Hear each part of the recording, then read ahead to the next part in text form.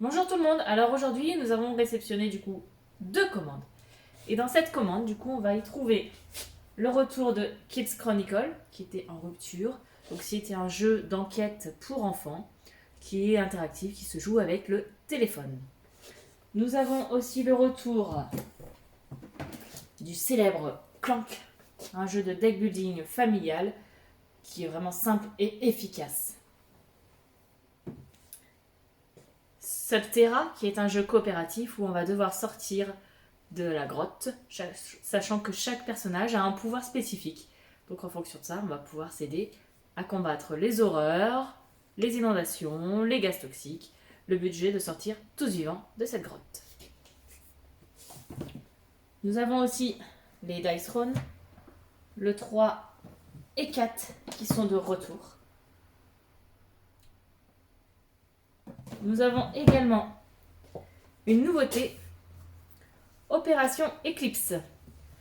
On en avait parlé quand on a été parti à Cannes cette année. Du coup, c'est l'enquête où on va devoir monter le casque soi-même. Donc, il va y avoir de l'interaction avec les téléphones, etc.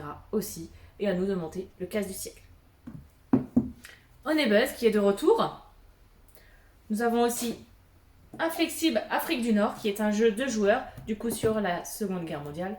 Donc là, un jeu de deck building où on va s'affronter. On va aussi avoir en nouveauté Bristol 1350. Donc là, c'est un jeu d'ambulance. On va pouvoir jouer de 1 à 9 joueurs. Et du coup, là, on va devoir monter dans des wagons, essayer d'aller jusqu'au bout en évitant les personnes qui ont la peste. Nous avons le retour d'un petit jeu de cartes 10 avec une notion de stop ou encore qui est vraiment efficace. On ne l'attendait plus, le superbe Cascadia est de retour. Alors il m'en reste pas beaucoup par contre, donc celui qui le veut, il va falloir vite venir à la boutique. Nous avons aussi l'extension de The Hunger. Donc The Hunger, le jeu sur les vampires.